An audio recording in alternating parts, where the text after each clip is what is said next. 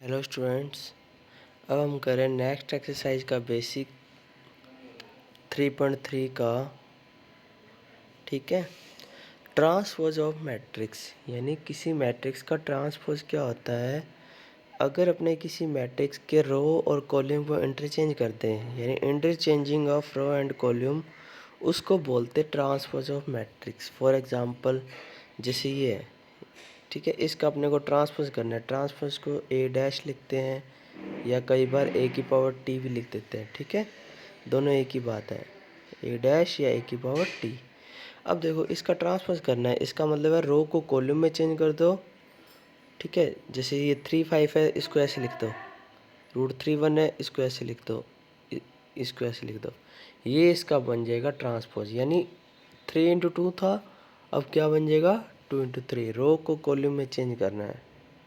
अब इसकी प्रॉपर्टी क्या है, किसी मैट्रिक्स के ट्रांसपोज का भी ट्रांसपोज करें तो वही मैट्रिक्स आता है। चाहे आप इसका वापस करके देख लो, जैसे ये ए है, ये ए डैश है, इसका वापस करके देख लो तो यही बन जाएगा वापस, क्योंकि ये 3 5 है, अब रो में आ जाएगा। ठीक है, तो ये बेसिक प्रॉपर्टी है। के ए डैश है, यानी के कोई वैल्यू है 2 को ए से मल्टीप्लाई करके उसका ट्रांसपोज करें तो 2 ए का ट्रांसफर हो जाता है, यानी एलिमेंट तो वैसे का वैसे रहता है। ये भी प्रॉपर्टी ये प्रूफ हो सकती है। ठीक है, ये इंपॉर्टेंट प्रॉपर्टी है। ए बी का डैश इजिकल टू क्या आना चाहिए, बी डैश ए डैश। और ये सारी प्रॉपर्टी अगले एग्जांपल में प्रूफ भी की हुई है। देखो, ए अपने को ये दे रखा है, बी ये दे रखा है, तो पहली प्रॉपर्टी प्रूफ करके दिखाओ। तो देखो, ए ये दे रखा है, ए का डैश निकाल लोगे, इस रो को चेंज कर दो कॉलम में, इस रो को चेंज कर दो कॉलम में, वापस प्रॉपर्टी लगाओ, डैश वापस करना है तो इसको चेंज कर दो कॉलम में, इसको चेंज कर दो कॉलम में, इसको चेंज कर दो कॉलम में, तो ये देखो ये वापस ए बन गया। ठीक है, तो पहली प्रॉपर्टी प्रूफ होगी। दूसरी प्रॉपर्टी अपने को प्रूफ करके दिखानी है। अभी ए प्लस बी का डैश ए डैश बी डैश आएगा, तो पहले ए दे रखा है, बी दे रखा है, दोनों को प्लस कर दो।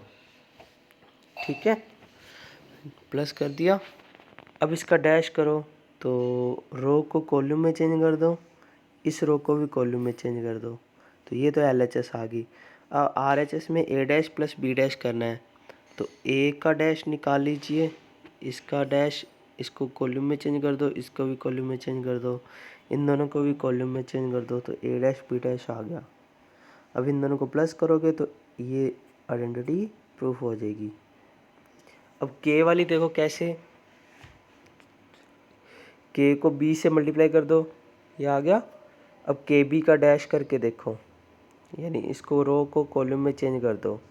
ठीक है, और के कॉमन आ रहा है सारों में से, तो सारों में से के कॉमन ले लो, ले लिया।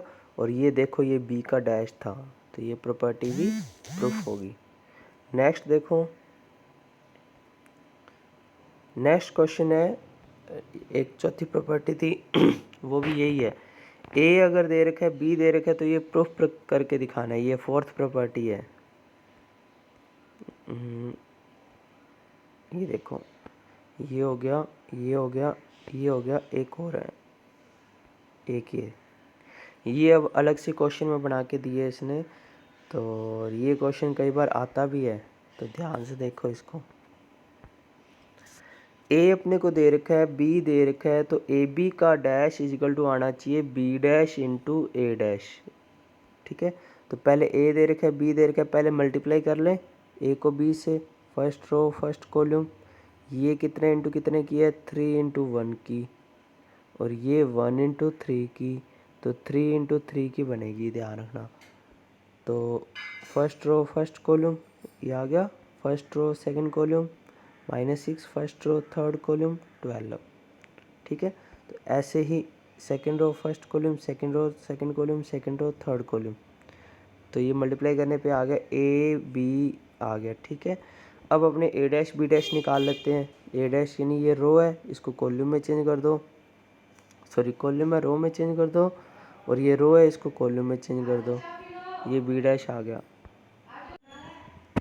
आगे इसका ए बी का डैश इसने निकाला नहीं, तो आप निकाल लेना। ये जो वैल्यू है वो ऐसे आ जाएगी -2 -6 12। ये इसको चेंज कर देंगे, ठीक है। अब देखो बी डैश ए डैश निकाल लिया, बी डैश को ए डैश से मल्टीप्लाई कर दो, 1 इंटू -2 और 1 इंटू 4 4, 1 इंटू 5 5, ऐसे। तो ये जो बी डैश ए डैश की वैल्यू किसके इक्वल आ गई, ए बी के डैश के, ठीक है। अब नेक्स्ट डेफिनेशन है सिमेट्रिक और स्क्यू सिमेट्रिक्स। अगर किसी का डैश उसी मैट्रिक्स के इक्वल आए, यानी रो और कॉलम को चेंज करने पर उस पर कोई फ़र्क नहीं पड़े, उसको तो बोलते हैं सिमेट्रिक्स। और अगर चेंज करने पर माइनस कॉमन लेने पर वापस आए, उसको बोलते हैं स्क्यू सिमेट्रिक्स। जैसे ये देखो, ये एक मैट्रिक्स है, इसको आप रो और कॉलम को इंटरचेंज कर दो, वैसे का वैसा ही आएगा, देख लेना। जैसे मैं चेंज करके दिखाता हूँ, देखो इसको चेंज कर दो ऐसे, √3 2 3, इसको चेंज कर दो ऐसे 2 -1.5 -1, इसको चेंज कर दो 3 -1 1। तो देखो क्या ये सेम है, दोनों सेम नज़र आ रहे हैं, सेम है, इसलिए इंटरचेंज करने पर वैसी की वैसी मैट्रिक्स आ जाए तो उसको बोलते हैं सिमेट्रिक्स मैट्रिक्स, ठीक है। तो ये आप ध्यान रखना।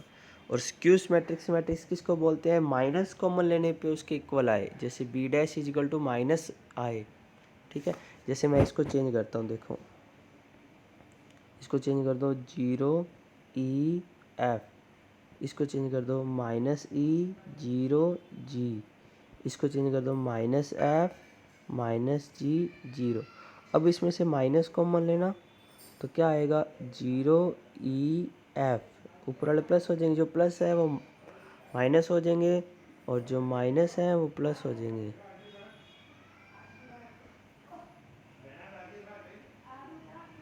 अब देखो ये इसके इक्वल आ रहा है माइनस कॉमन लेने पे, तो यानी किसी का डैश अगर उसके नेगेटिव मैट्रिक्स के इक्वल आए तो उसको बोलते हैं स्क्यूस मैट्रिक्स, ध्यान रखना।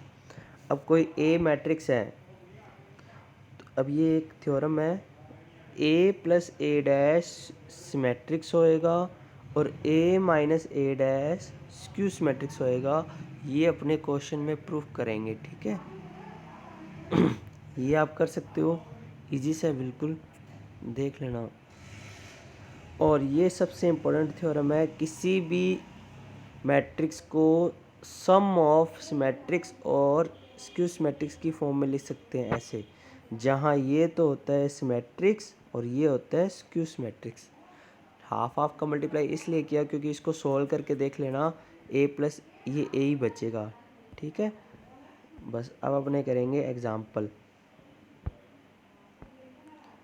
नेक्स्ट वीडियो में। Thank you.